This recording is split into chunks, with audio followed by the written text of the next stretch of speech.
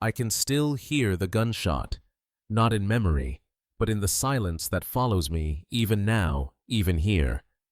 It echoes in places where no sound should reach, behind motel walls in New Mexico, inside the hum of an old refrigerator, in the quiet moments before I fall asleep.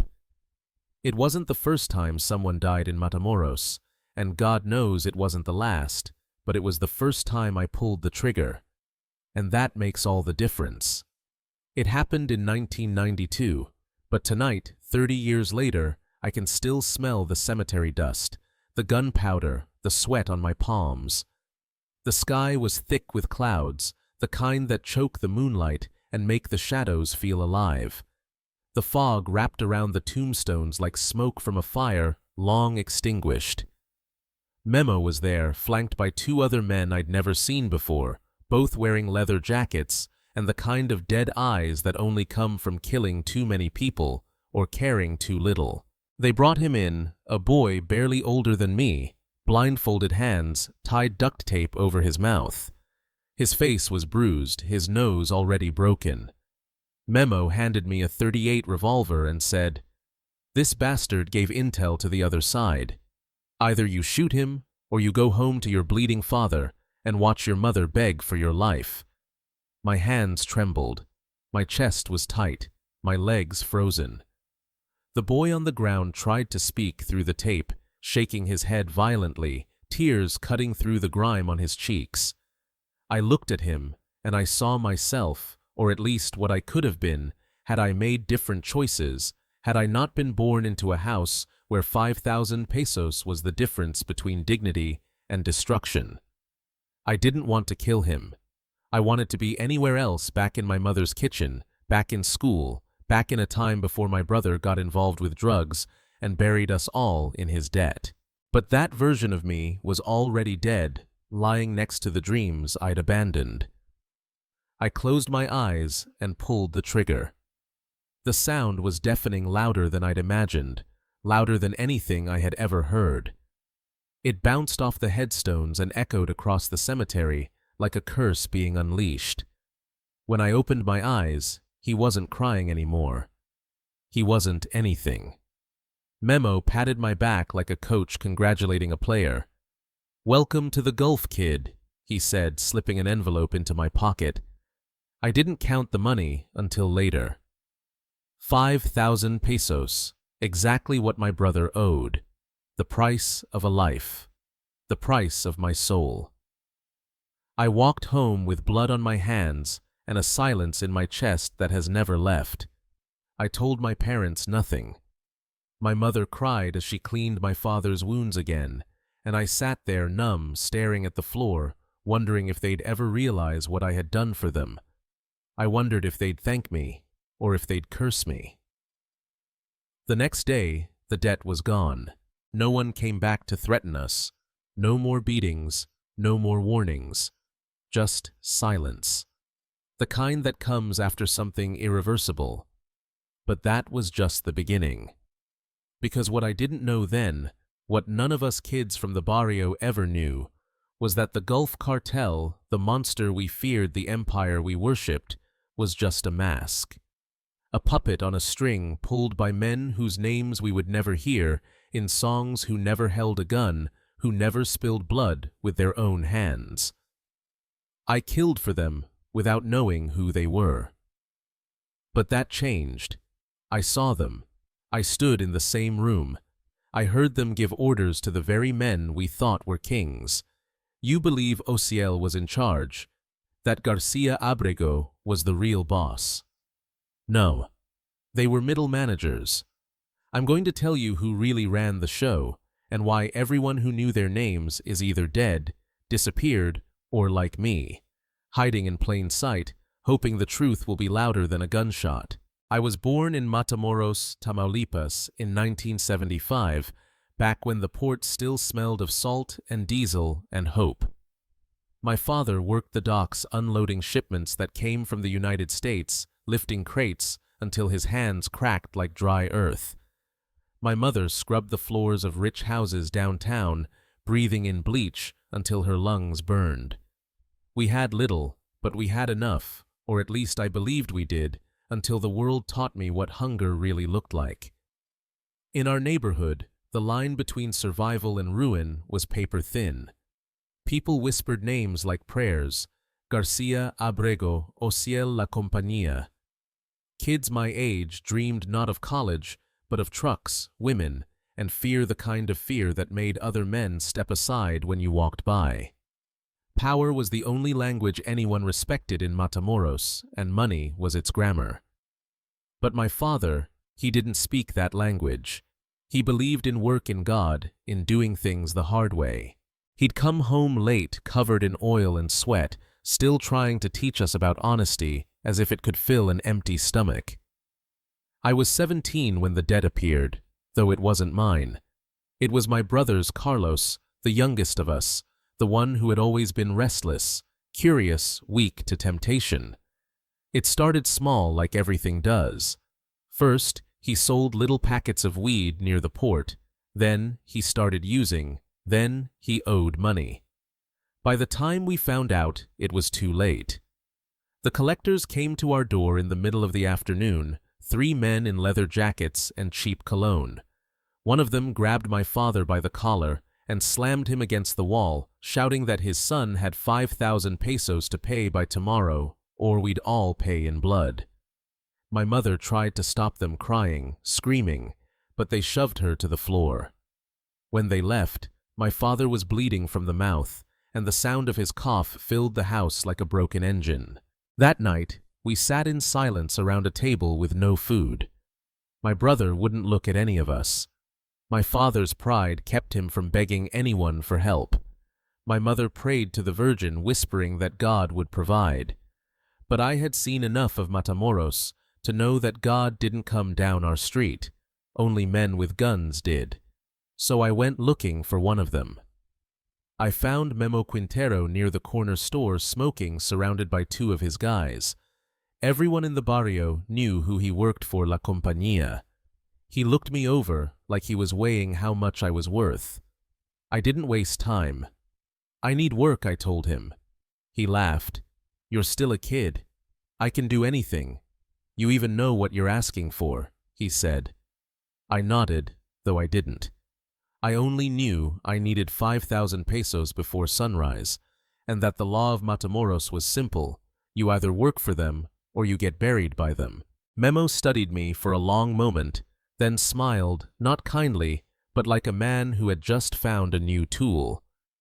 You want to work for the company, fine, but you'll have to prove yourself. He gave me a time and a place. The cemetery in Colonia Jardín. 11 o'clock sharp. Don't be late, he said, flicking his cigarette into the dirt. I walked home that night knowing something inside me had already shifted. My father was asleep on the couch, my mother praying in whispers, my brother pretending not to cry. I didn't tell them where I was going. I only looked at their faces and realized that by morning, one of 2 things would happen. Either I'd be dead, or I'd never be innocent again. I didn't sleep. I watched the clock tick toward 11, each second heavier than the last. Outside, the wind carried the smell of the sea, the same one my father worked beside every day, and for the first time, I understood that sometimes poverty isn't just the absence of money, it's the absence of choice. That was the night I walked toward the cemetery, not as a boy looking for salvation, but as a son looking for a way to buy his family one more day of peace. What I didn't know was that the price of that peace would follow me for the rest of my life. The cemetery was quieter than I expected, the kind of quiet that makes you feel like you're already dead. The air was thick with humidity and fear, and the mist crawled between the tombstones like something alive. My shoes sank into the wet soil as I walked toward the dim light of a single lantern. Memo was waiting there, his silhouette sharp against the fog, a cigarette glowing between his fingers. Behind him stood 2 other men, both armed, both watching me with the cold patience of executioners. You showed up, Memo said. That's a good sign. Most kids don't. I didn't answer. My voice was caught somewhere between my heart and my throat. One of the men opened the trunk of a car and they dragged out a boy about my age, maybe a year older. His hands were tied, his mouth sealed with duct tape. He kicked and screamed into the night, but the sound barely escaped the tape. Memo flicked his cigarette into the dirt, pulled a revolver from his belt, and handed it to me. This bastard sold information to the rivals. The boss wants him gone. I stared at the gun, then at the boy. He was looking at me, his eyes wide, pleading. Memo's tone changed colder, sharper. You said you wanted to work for the company. This is how you start. Either you kill him, or we kill your old man. Your choice. For a moment, I thought of running. I imagined sprinting out of the cemetery across the empty streets, bursting into our house, and locking the door. But I also imagined the 3 men following me, dragging my family outside, doing to them what they were about to do to him. And I knew I wouldn't make it 2 blocks before they found me. My hand shook as I took the gun. It felt heavy, like it was made of gilt instead of metal. Memo stepped closer and whispered, "He'd do the same to you. Everyone does eventually." His voice was calm, almost kind. I looked at the boy again. He tried to speak, maybe to beg, maybe to curse me, but I couldn't hear him. I closed my eyes. The world went silent. Then the shot split the night in half. The echo rolled through the graves and faded into nothing. When I opened my eyes, the boy was lying still, a dark stain spreading beneath his head. My ears were ringing. Memo smiled, clapped my shoulder, and said, "Welcome to the family." He took the gun from my hand and tucked it back into his belt. Then he handed me an envelope. 5,000 pesos. Debt paid. You did good, kid. I didn't feel good. I didn't feel anything. I walked out of the cemetery, numb, my heart pounding, like it wanted to break free from my chest. The streetlights flickered as I passed, and for the first time in my life, I realized how easy it was to kill someone, and how hard it was to keep living afterward. When I got home, my father was still asleep, his bruises fading to purple. My mother sat by the window praying. I went to my room, locked the door, and stared at my hands for hours. They were shaking, stained with something that soap would never wash away. At dawn, I heard a knock on the door. It was my brother. He looked at me with red eyes and whispered, "They said the debt's cleared." Then he left. He never asked how. He didn't need to. That morning, I understood that innocence was not something you lose all at once. It fades slowly, like a wound that never heals right. I should have stopped then, but I didn't. The taste of fear had mixed with something else, power. I had done what men twice my age couldn't. I had protected my family. That was enough to make me dangerous, and the company always found room for dangerous men. When Memo came back 2 days later, he didn't ask if I wanted to work. He just said, "You start tonight. We'll show you how to survive." I nodded. I thought I was saving my life. I was really just giving it away.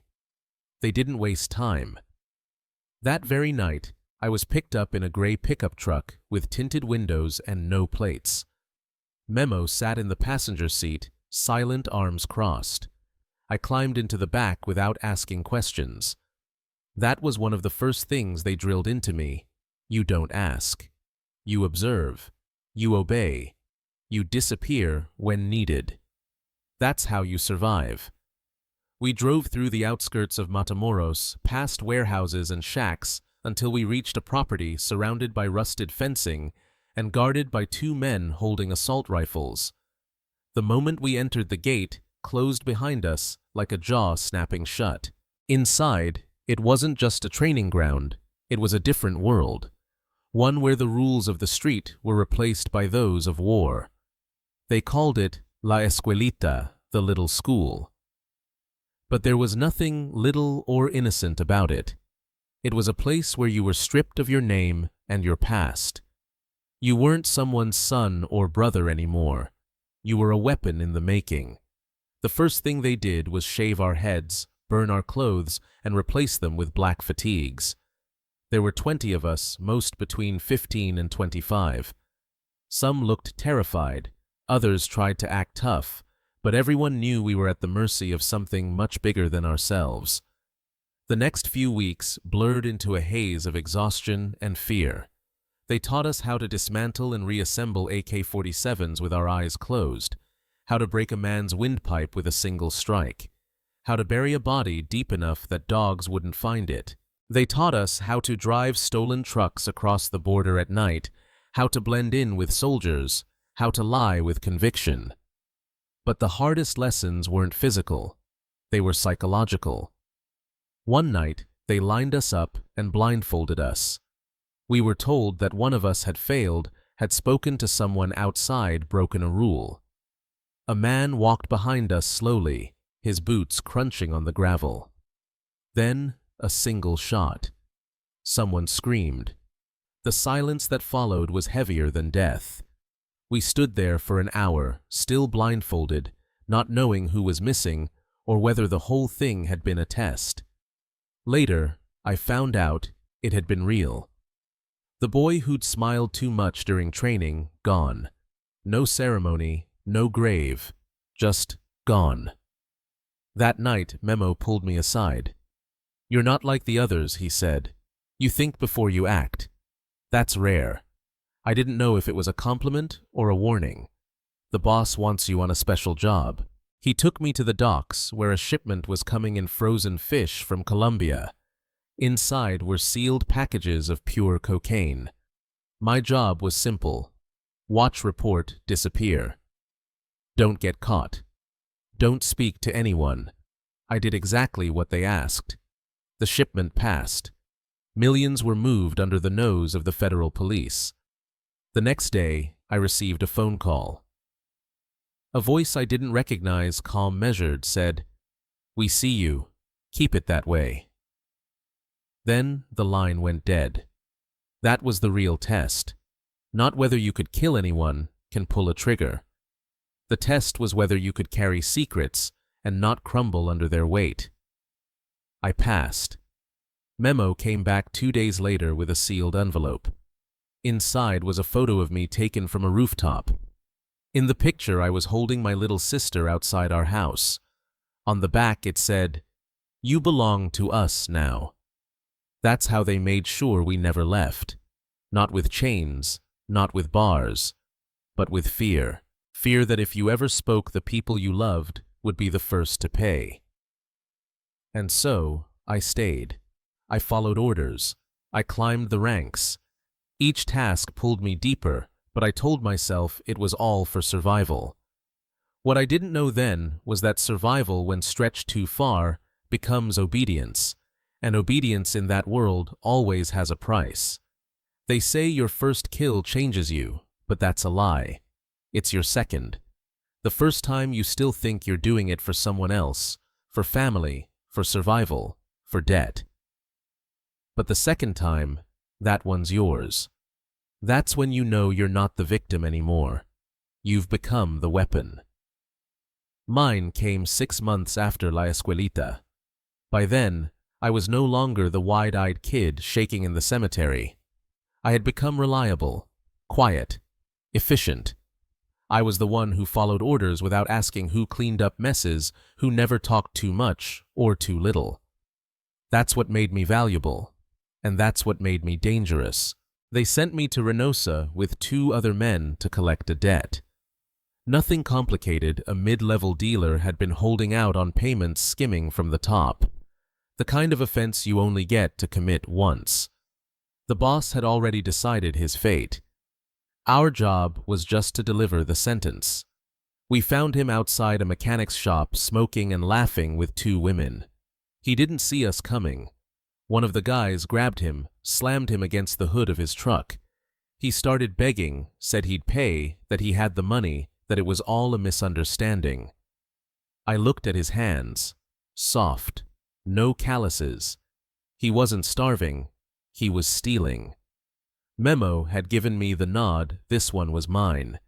I pulled out the same .38 I had used in the cemetery, cleaned and polished like a relic. I aimed at his face, but he wouldn't shut up.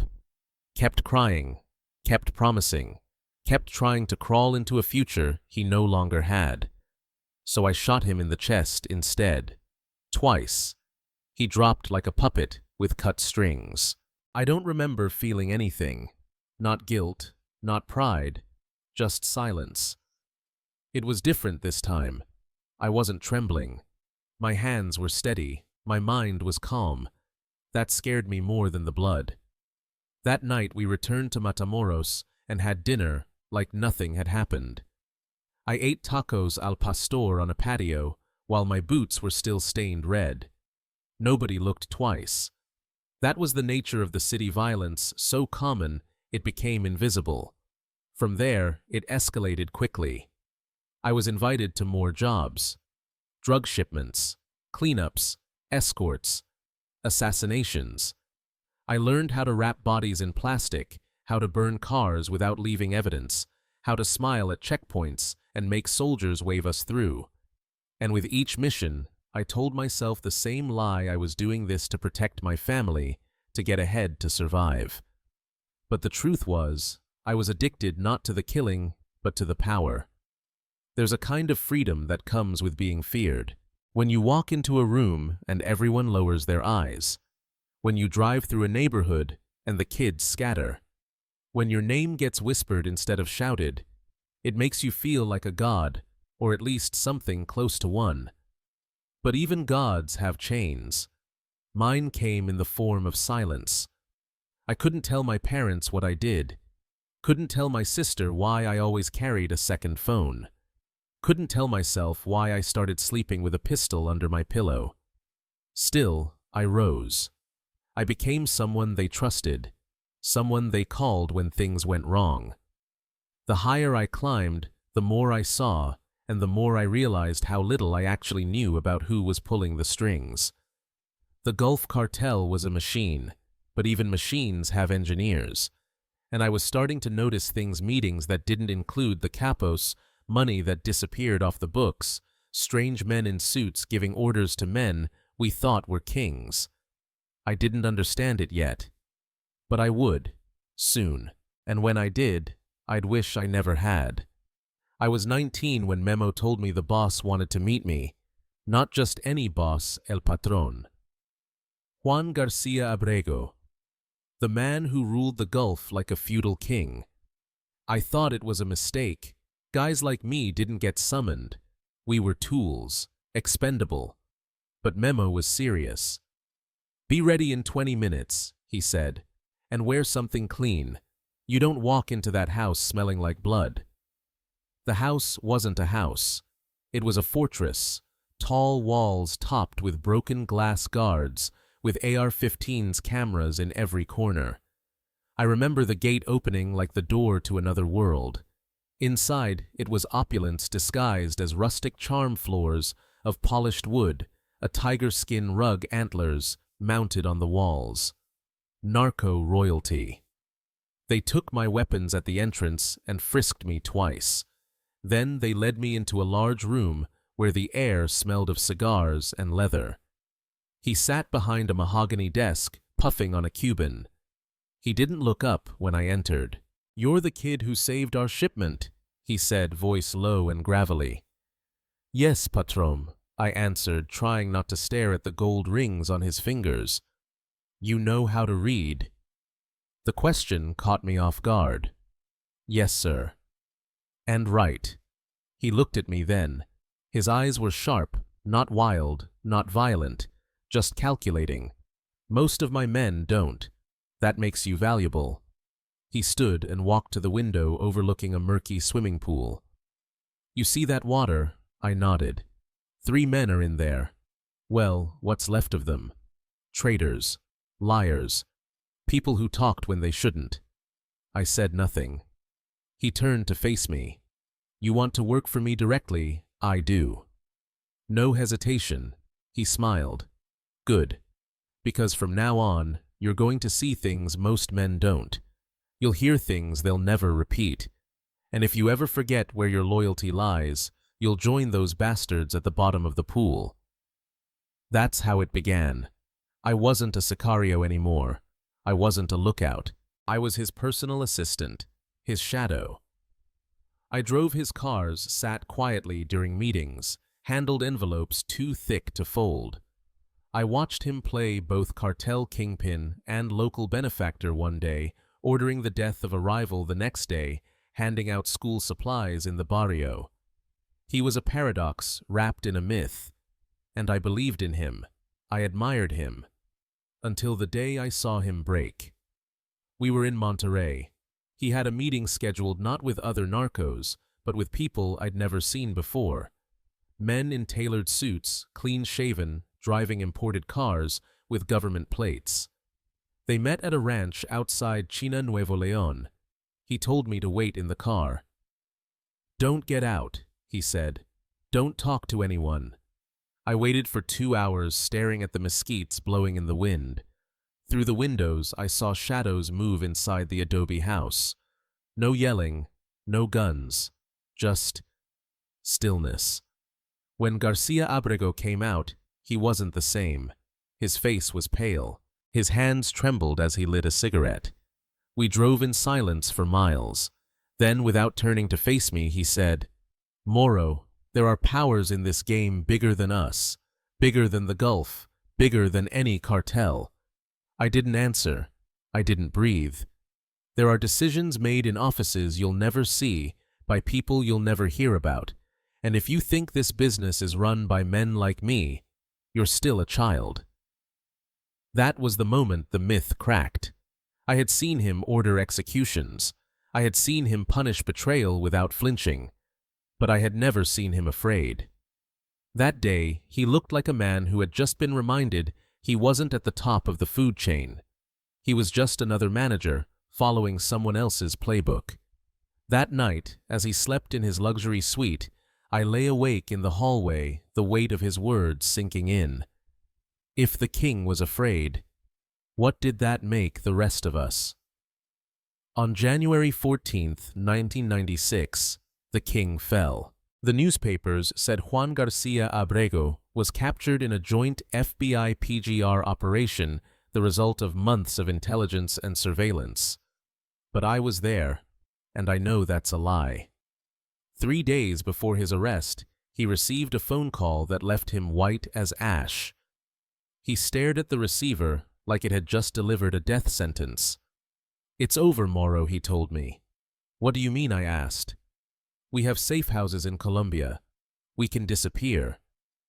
He shook his head slowly. "You don't understand. It's not the federales. It's the same people who put me here." He spent the next 72 hours like a man preparing for a funeral his own. He divided money, gave final orders, whispered things to men who would later vanish or die. Then, on the way to Monterrey, his phone rang again. He told me to pull over in the middle of nowhere. "Here," he said, "now." Within minutes, 2 helicopters appeared over the ridge. A caravan of black SUVs followed.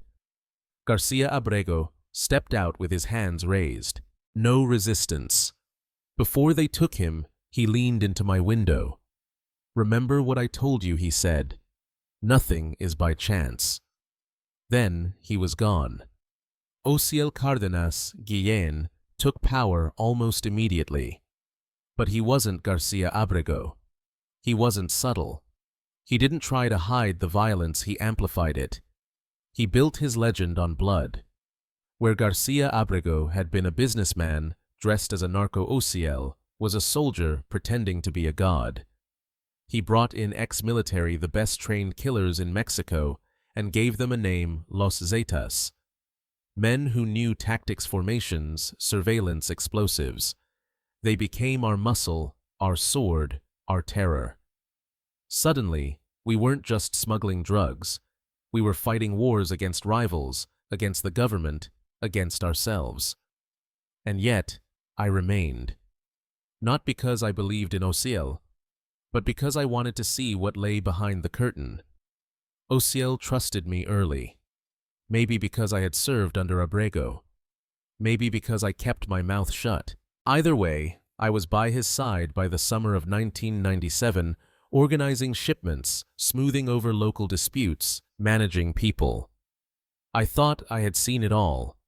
But then came the meeting that changed everything. October 1997. Mexico City. Hotel Presidente Intercontinental. I flew in with Osiel on a private jet from Matamoros. He was nervous, pacing, checking his watch, chain-smoking Marlboros. "Who are we meeting?" I asked. He looked at me, then looked away. "The people who really run this country." At the hotel, a man was waiting. Gray suit, Italian shoes. 60, maybe older. Polished like a diplomat, unbothered like a judge. "Don Osiel," he said, extending his hand. "Pleasure to finally meet." For the next 3 hours, I sat in silence as they spoke. What I heard destroyed every illusion I still carried. The man in the suit wasn't a narco. He wasn't even a government official, at least not officially. He was a mouthpiece, a representative. Of who he didn't say directly. He didn't have to. "You do the dirty work," he told Osiel. "Move the product. Handle the enemies. Take the blame when the headlines come. But the real decisions, how much, when, where, and who, those are ours." "And who are you?" Osiel asked, his voice unusually careful. The man smiled, but there was no warmth in it. "People who don't need to appear in songs or on the front page. People who prefer the world to believe that the problem is a bunch of peasants with guns rather than a system designed and maintained by professionals." That night on the flight back to Matamoros, Osiel said something I'll never forget. "You won't hear this anywhere else, Moro. The drug business in Mexico isn't run by cartels. It's run by a group of politicians, businessmen, and ex-officials who built their own system. We're just the soldiers, the warehouses, the scapegoats."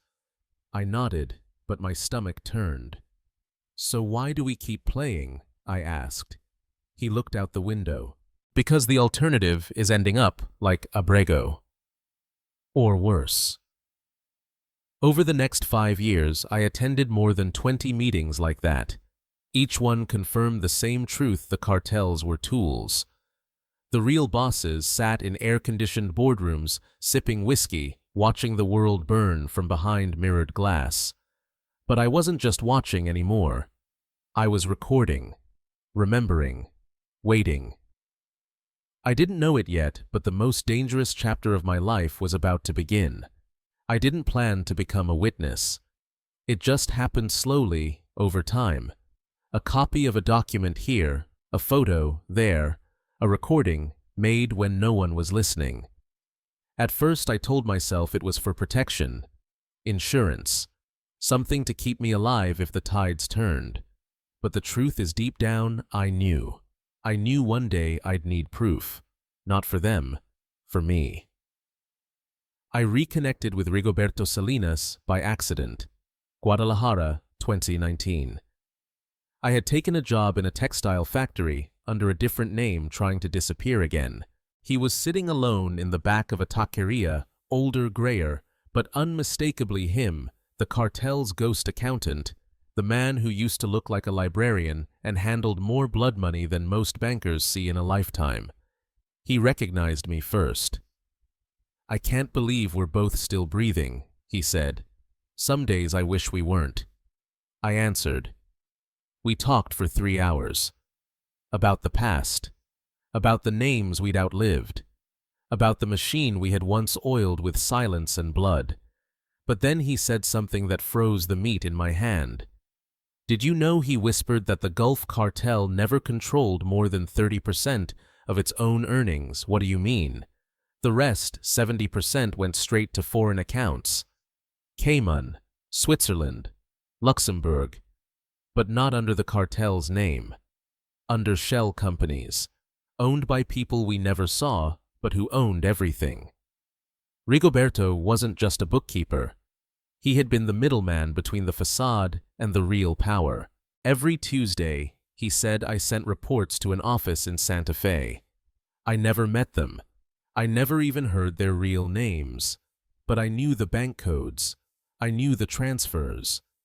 He reached into his worn-out briefcase and pulled out a leather notebook, frayed and faded. Inside were pages filled with numbers, symbols, dates. I couldn't make sense of it, but he could. It was his black file El Archivo Negro. Why keep all this, I asked. Because someday, someone will need to see how it really worked. Not the fairy tale. The truth. We sat in silence for a while. Then he leaned forward. We can still do something with this. We can expose them. You're insane. No, I'm tired. And I'm not the only one. I didn't sleep that night. I thought of García Ábrego, the king who bowed to invisible men. I thought of Osiel, proud and paranoid, sitting across from the man in the gray suit, like a child before a principal. I thought of all the friends I buried, all the enemies I shot, all for a cause that wasn't ours, that never was. 3 days later, I told Rigoberto yes. On September 15th, 2019, we crossed into Brownsville, Texas. Not as fugitives, as messengers, determined to finish what we had unknowingly helped build. The safety deposit box was hidden in a bank in Houston under a false name, accessed by a code only Rigoberto remembered. When he opened it, I saw the weight of history, thousands of pages, receipts, photographs, wire transfers, passports, even recordings. With this, he said, we could bring down half the government. With this, I said, they'll kill us both. But we had already stepped too far. We spent the next 6 months organizing everything, categorizing evidence, cross-referencing dates, building a file that could be understood by prosecutors, journalists, or anyone who had the guts to look. And in that time, we realized the worst truth of all. The system hadn't died when Osiel was arrested. It had evolved. The same companies that laundered Gulf money in the 90s were now cleaning funds for Sinaloa, for CJNG, for Zetas turned freelancers. Narco trafficking had become a multinational corporation. Cartels were brands. Their violence was product placement. Their leaders, interchangeable mascots. The real bosses, still hidden, still safe. Worse, they weren't all Mexican anymore. We found ties to U.S. banking institutions, European investors, Latin American politicians. The machine had grown global, and we were holding the blueprint. We knew they would come. Maybe not tomorrow, maybe not next week, but they would come. You can't walk into the house of ghosts carrying gasoline and expect to leave unburned. Still, we tried. We reached out to the only journalist we trusted, James Richardson, the American reporter who had published fragments of my first confession back in 2003. But when we called the Houston Chronicle, they told us James had died in a car crash 2 years earlier. Accident, they said. I didn't believe it. His successor was a young woman named Sara Martinez. She agreed to meet. We chose a coffee shop in the suburbs, public, well-lit, surrounded by witnesses. We brought everything in 2 suitcases. She listened quietly as we laid it all out, photos of high-level meetings, account numbers, company registrations, internal memos, from within both the cartel and the laundering network. 3 hours passed before she spoke. If I publish this, she said slowly, they'll kill me. If you don't, Rigoberto said, they'll keep killing thousands more. Sara agreed reluctantly, but completely. She warned us it would take time. Verification, source protection, redaction. She couldn't just drop 800 pages of explosive evidence overnight. It had to be strategic. We understood. But the machine didn't wait. A week later, we started receiving calls at midnight. No voices, just silence, then a click. We noticed cars parked outside our hotel with unfamiliar plates. One morning, Rigoberto found a photo under his door, the two of us leaving the bank in Houston. On the back, written in red ink, Ultimo Aviso. That same day, we changed hotels. 2 days later, we changed cities. A week later, we changed states. But it didn't matter. They kept finding us.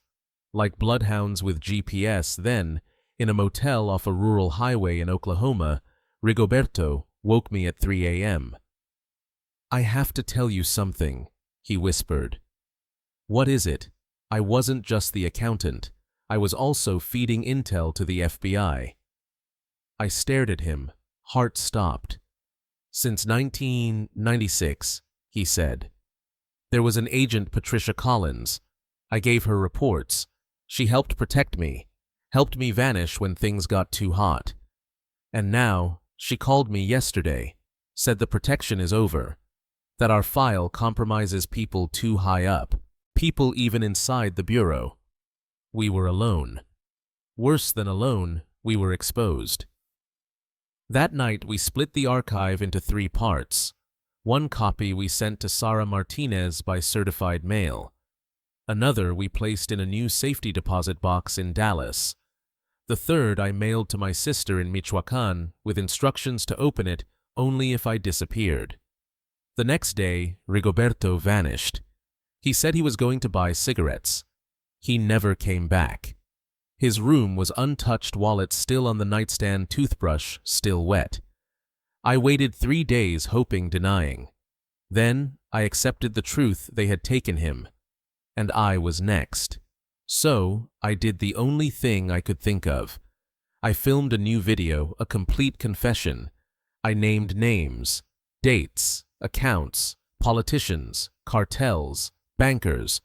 I uploaded it to anonymous platforms, sent it to journalists around the world, forwarded it to human rights organizations, encrypted it, and dumped it in cloud drives under dead accounts. The video went viral in less than 24 hours. And with it, my life ended. 2 weeks later, hidden in a village in New Mexico, I received a call from an unknown number. "Are you the man from the video?" a woman's voice asked. "Who are you, Sara Martinez?" I have news. She had verified 90% of the archive. It was real, solid, enough to bring down ministries, corporations, entire political parties. But her editor had received a call, a warning. If they published, the paper would be destroyed, and their families too. "So what did you do?" I asked. Her answer chilled me. "I already did it. I published it all." The document was titled Los Archivos del Golfo, la verdadera historia del narcotráfico mexicano. 847 pages of pure fire. Names, photos, money trails, military collusion, corporate laundering, government directives.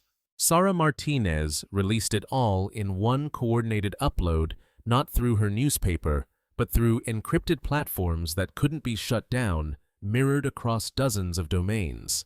The reaction was immediate. In less than 48 hours, several Latin American governments opened investigations. Accounts were frozen. Arrest warrants issued. Some names vanished from public databases overnight. For the first time, the real bosses, the ones in suits, not in corridos, were exposed. But truth is expensive. 3 days later, Sara Martinez was found dead in her apartment. Official cause: suicide. 2 days after that, Rigoberto's body was discovered floating in a canal in Tamaulipas. Tortured, mutilated. A message. I was still breathing, but I knew it wouldn't last. On June 2nd, 2020, 2 months to the day after the release of the archive, I got the final call. The voice on the line was familiar. Cold. Calm. "It's over," he said. "Time to come home." "Who are you?" I asked, though I already knew. "I'm the one who decided when García Ábrego's time was up, when Osiel stopped being useful. when Rigoberto and the journalist became liabilities. And I'm the one who just decided, so have you. Why didn't you kill me years ago? Because your silence had value. Now that you've spoken, you have none. The line went dead. But something unexpected happened in that moment. I felt peace. For the first time in 3 decades, the weight was no longer mine alone. The truth was out. So I made one last decision. I drove south, back into Mexico, not to surrender, not to die, but to face whatever waited, to finish this on my own terms. As I crossed the border into Reynosa, 3 black SUVs followed me. They stayed close like a funeral procession without a hearse. They didn't try to hide. I let them trail me all the way to the edge of Matamoros, to the same cemetery where 30 years earlier I had taken my first life. And there he was, the man in the gray suit, just as I remembered him, ageless, impeccable, unshaken. "We have a proposal," he said. "What kind?" I asked. "You live, but under one condition." I didn't speak. "You record a new video, you say it was all fake, that you made it up for attention, that there are no secret bosses, no financial trail, no archive. And if I don't, we don't just kill you," he said. "We kill your sister, her children, everyone you've ever shared a meal with. We erase your name from memory." They gave me 3 days. I spent them in a motel room outside Victoria, writing, thinking, remembering. On the 3rd night, I recorded the lie. I said everything they wanted me to say, that it was fiction, that I was mentally ill, that I had fabricated the entire story. I read their script. I signed their lie. But before I handed it over, I recorded something else. The testimony you're hearing now. The real one. The truth. Because while they can force you to lie to the world, they can't force you to lie to yourself. And because I know this will reach someone, maybe you, maybe someone stronger than me, someone who doesn't have a family to protect, someone who's ready to fight. The truth about the Gulf Cartel is out there, in Los Archivos del Golfo, in the names, the numbers, the accounts. Don't believe the myth. Osiel was never the king. García Ábrego wasn't the mastermind. They were puppets, fronts. The real bosses still wear 10,000 peso suits, still sign contracts in Polanco boardrooms, still fly first class, and get applauded at fundraisers. They are still free, still clean, still untouchable. I've done all I can. I've said everything. Now it's up to you. This is my final confession. If you're watching this, I am either dead or soon will be. But don't mourn me. Mourn the silence I helped build, then burn it to the ground.